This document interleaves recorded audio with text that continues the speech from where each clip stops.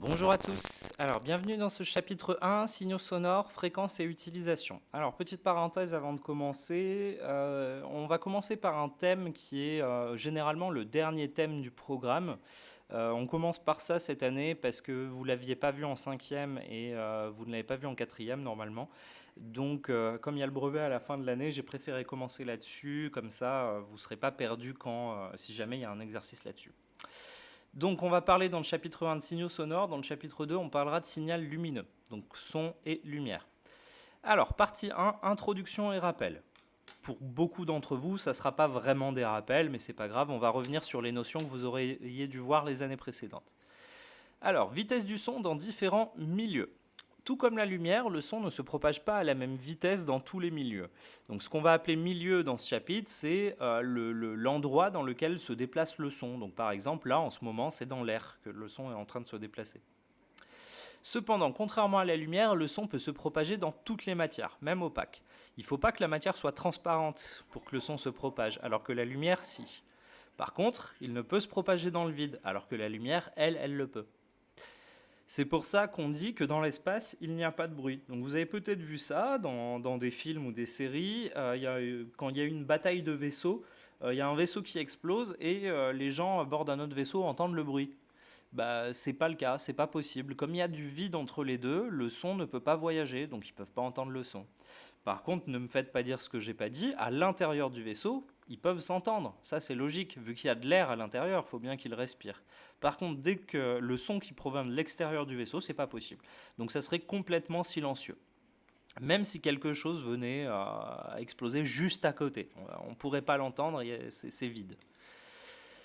Donc voici la vitesse de propagation du son dans différents milieux. Alors dans l'air, c'est une valeur à connaître, c'est 340 mètres par seconde. Donc l'air se déplace à 340 mètres chaque seconde. Dans l'hélium, 930 mètres par seconde.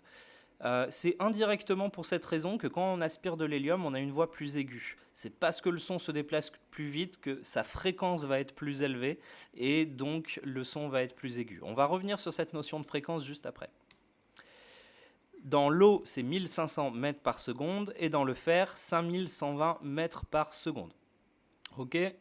Alors, seule la valeur de la vitesse du son dans l'air est à savoir. Hein. Les trois autres, c'est juste à titre d'information pour vous montrer que dans l'air, le son voyage vraiment pas vite. Il y a des matériaux dans lesquels le son voyage beaucoup, beaucoup plus vite. Petite parenthèse sur l'eau. Vous avez peut-être déjà constaté qu'il y a eu des phénomènes un peu bizarres avec le son et l'eau. Quand vous êtes dans l'eau, vous pouvez entendre des sons à des bien plus grandes distances. Quand on était petit, on s'amusait à faire le bip avec notre montre et à voir jusqu'à quelle distance on pouvait entendre le bip dans l'eau. Ça n'a rien à voir avec la vitesse, c'est pas parce que le son voyage plus vite qu'on l'entend plus loin, c'est parce qu'il est beaucoup moins atténué dans l'eau que dans l'air. Donc c'est pas lié à la vitesse. Une erreur classique, c'est de penser que la vitesse du son dépend du volume sonore. L'idée étant que plus le son est fort, plus il se propage vite. Alors attention, c'est complètement faux. Ça n'a rien à voir avec ça. La vitesse de propagation du son ne dépend pas du volume sonore. Il ne dépend pas non plus de la fréquence du son, qu'il soit aigu ou grave. Il voyagera à la même vitesse. Par contre, ça dépend de la nature du milieu. Si c'est de l'air, si c'est de l'eau, du fer, de l'hélium ou n'importe quel autre milieu que je n'ai pas déjà cité.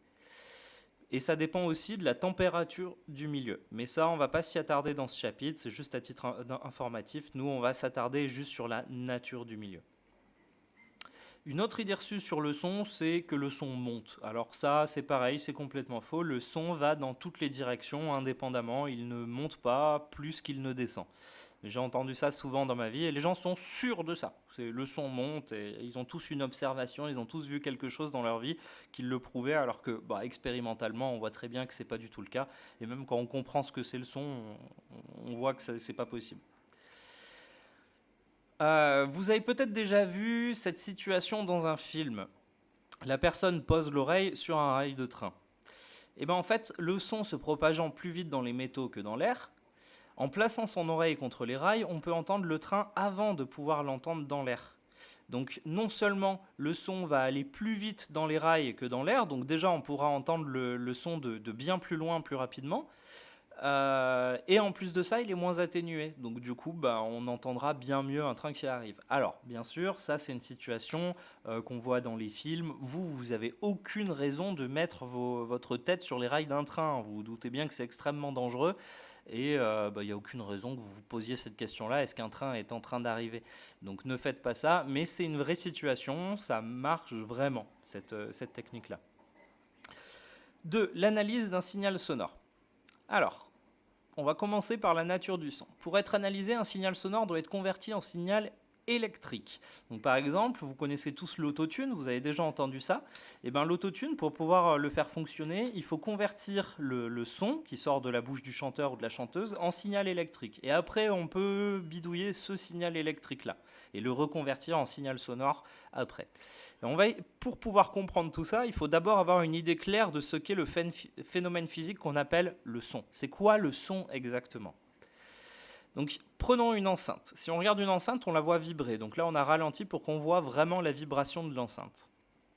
Le son, c'est en fait une compression de l'air ou de tout autre matériau dans lequel il se déplace. Cette compression de l'air se déplace, créant ainsi une onde qui se propage dans toutes les directions. J'imagine que ce n'est pas clair pour beaucoup d'entre vous. On va prendre l'exemple, on va détailler ce qui se passe. Donc prenons l'exemple du haut-parleur. En bougeant, la membrane du haut-parleur, la membrane, c'est cette partie-là, c'est la partie qui bouge, c'est ça qu'on appelle la membrane.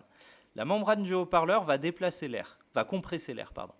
Donc là, l'air qui est directement en contact de la membrane, il va être compressé parce que la membrane le pousse.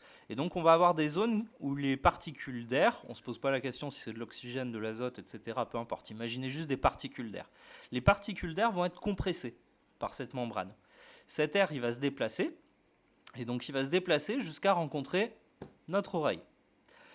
Notre tympan, très sensible au changement de pression, il va alors capter cette compression de l'air et envoyer un signal électrique au cerveau qui va interpréter ce signal comme un son.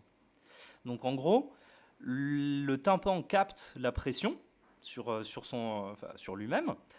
Il transmet ça au cerveau sous forme de signal électrique et le cerveau construit le son. Donc en fait, le son, c'est une construction du cerveau. Et à la base, un son, c'est juste de l'air comprimé. C'est notre cerveau qui le transforme en un signal qu'on est capable de comprendre. Donc, pour le dire simplement, le son, c'est un déplacement d'air comprimé. Pour analyser un son, même le cerveau a besoin de le convertir, je ne sais pas pourquoi j'ai mis là, de le convertir en signal électrique. Le signal électrique, c'est l'image de la compression de l'air. Si on reprend notre exemple, ici on a notre signal sonore, et là on a le signal électrique correspondant. Donc vous voyez, c'est quelque chose qui va augmenter, diminuer, augmenter, diminuer.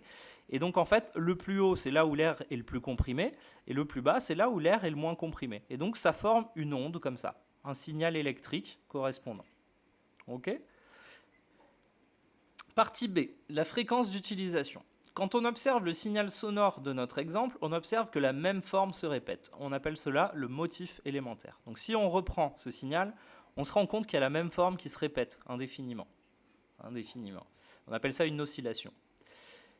Et donc ici, on a cette forme-là. Et cette forme, on pourrait très bien, elle se répète, donc on pourrait très bien venir la coller sur tout le signal. On voit que ça correspond.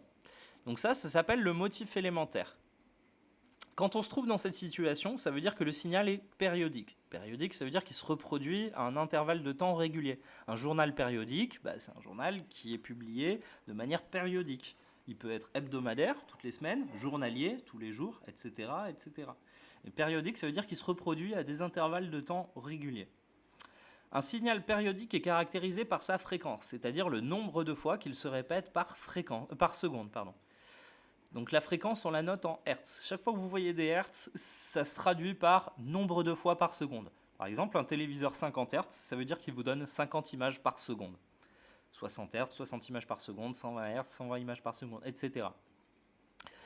Donc on a notre signal électrique ici. On va rajouter un axe des temps pour pouvoir calculer justement, voir sa fréquence. Donc là, on observe que le motif élémentaire se répète 2 fois en 1 seconde. Donc 2 fois en 1 seconde, ça veut dire que c'est 2 Hz. La fréquence du signal est de 2 Hz. Si c'était 3 fois en 1 seconde, ça serait 3 Hz, 4 fois en 1 seconde, 4 Hz, etc., etc., etc. Bien sûr, on ne peut pas toujours déterminer la fréquence d'un signal simplement en le regardant. Il nous faut donc une méthode pour calculer la fréquence d'un signal. Pour cela, il nous faut définir la période en secondes du signal, c'est-à-dire le temps que dure le motif élémentaire. La période, ce qu'on va appeler la période, c'est le temps que dure le motif élémentaire. Donc si on reprend notre exemple, le motif élémentaire, donc de 0 à 0,5 secondes, donc qui dure 0,5 secondes ici. Là, je note, la période du signal, c'est de là à là. Donc ici, la période est de 0,5. Par contre, la période, j'aurais pu la prendre n'importe où en fait sur le signal. Là, j'ai choisi de la prendre ici parce que c'est plus facile. J'aurais pu la prendre ici aussi, l'endroit où elle coupait l'axe du temps. C'était facile de la prendre là. Je peux la prendre aussi sur les pointes en haut, pas de problème. Mais je peux aussi la prendre ici. Peu importe, de toute façon, je trouverai toujours exactement le même temps. Je trouverai toujours 0,5 secondes. Donc prenez juste, essayez de le prendre à un endroit, de prendre la période à un endroit où c'est facile de repérer là où ça commence et là où ça s'arrête. Donc une fois la période déterminée, on peut calculer la fréquence à l'aide de la formule suivante. Fréquence égale 1 divisé par la période. Ou F égale 1 sur T grand T. Avec la fréquence en Hertz et le temps en secondes, symbole seconde. Alors contrairement à beaucoup d'autres formules, dans cette formule-là, la période est toujours en secondes. Si vous prenez, des fois, par exemple pour la formule de la vitesse, le temps n'était pas forcément en secondes, on pouvait l'avoir en heures. Tandis que là, dans cette formule, il faudra obligatoirement que le temps y soit en secondes, parce que sinon, vous n'obtiendrez pas une fréquence en hertz. Nous, on veut des hertz. Il n'y a pas vraiment d'autres unités. On pourrait créer notre propre unité pour la fréquence, mais on utilise le hertz, donc il nous faut obligatoirement une période en secondes. Pas de millisecondes, pas de kilosecondes, pas de choses comme ça. Secondes. Maintenant que l'on sait ce qu'est la fréquence d'un son et comment la calculer, il faut savoir que plus la fréquence est élevée, plus le son est aigu. Plus la fréquence est basse, plus le son est grave. Une note de musique, c'est un son ayant une fréquence très précise. Par exemple, un sol a une fréquence de 392 Hz. Donc ça veut dire que le signal électrique se reproduit, si on reprend notre image, ça se reproduirait pas 2 fois par seconde, mais 392 fois par seconde.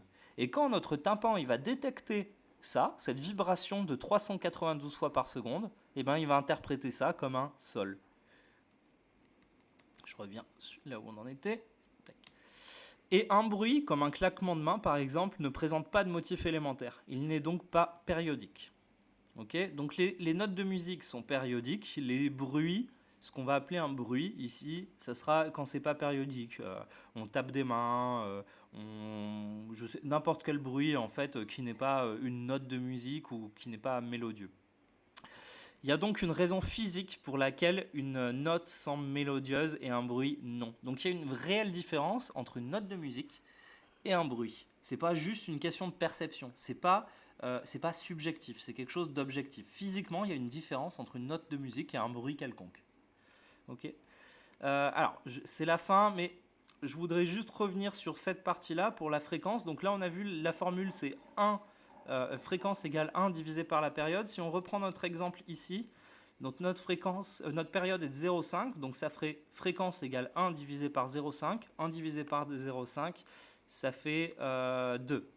Donc du coup, ça nous donne bien une fréquence de 2 Hz. C'est ce qu'on avait vu à l'œil. 1 divisé par 0,5 égale 2. Et quand on regarde, on voit bien qu'il y a 2 oscillations par seconde. Et donc c'est bien 2 Hz. Ça confirme ce qu'on avait dit. Donc voilà, c'est tout pour aujourd'hui. Passez une bonne journée. Au revoir.